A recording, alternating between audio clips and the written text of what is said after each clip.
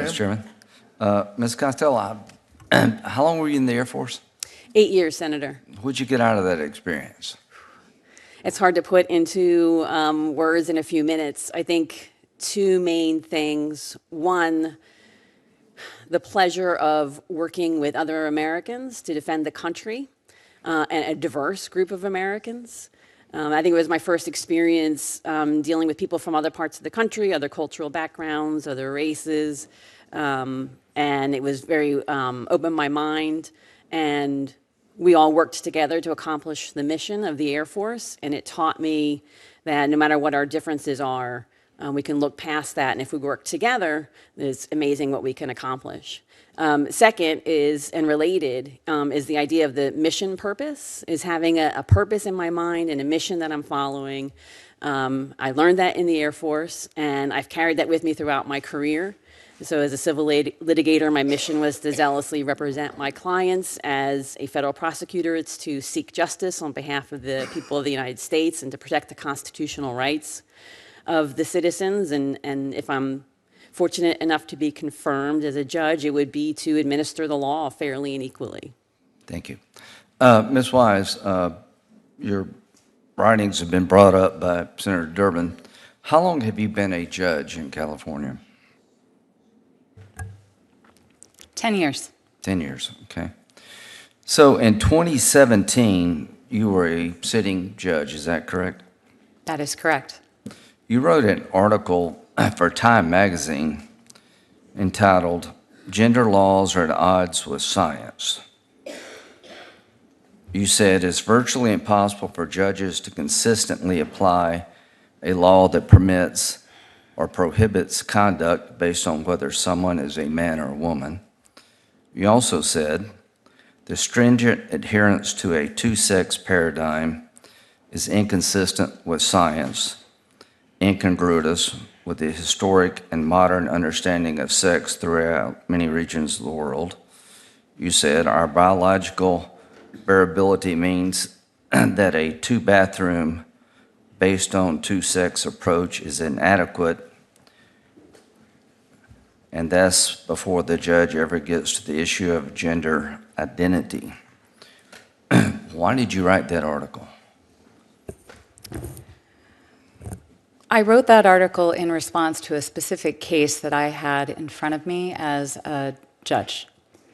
And I wrote it to address a narrow but important issue, which is that there are a number... Do you normally write articles about cases in front of you? Is that a standard thing that people in your business do? I mean, I've never heard of anybody doing that. I think it is somewhat common for judges to write articles, including... For a judge to write an article for Time magazine? I think it is common for judges to publish, including law review articles and other forms of articles. Okay. Well, you know, what are you trying to tell us in this article?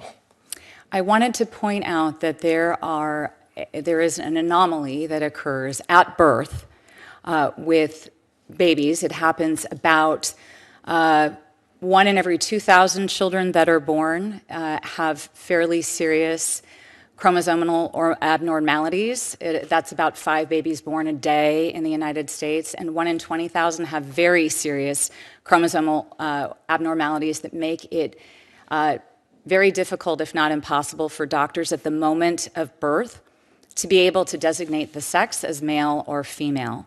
Okay. And that is the very specific and narrow issue I was addressing. Thank you.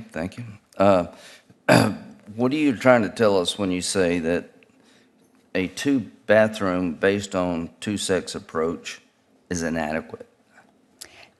For me, because I had the parents of one of those babies come in to try to get a birth certificate changed after some additional scientific testing was done, and the parents were very concerned and wanted to be able to have the birth certificate comport with the best information the doctor could give them at the time, something that was deeply personal, I think, and private to those parents.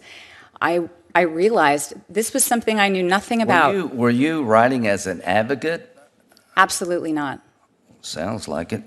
You wrote an article in The Atlantic basically saying I think it was the Atlantic, basically saying that the Trump appointees, judicial appointees, don't look like America. Did you write that while you were a sitting judge? I did write that article while I was the sitting judge. And you said President Trump's appointments reflects an unapologetic preference for the homogeneity of what many Americans hope was a bygone era. What were you trying to tell us? I was trying to enforce in that article something that I think is deeply important to the judiciary. What, were you making a political statement? Absolutely not. Oh, come on. I was not. Wait a minute. You're criticizing the president's judicial picks is not looking like America, taking us to a bygone era, and you don't think that's a political statement? I actually think that it is a Why did you feel compelled to write that? I believe that diversity of all forms, I including believe racial. you're a zealous advocate who wants to be a judge and an advocate all at the same time. These articles are not just some poetry written when you're in grammar school. They show a desire for you to tell the world how you feel about issues before our country, and you ought to get into politics, not be promoted as a judge. Thank you.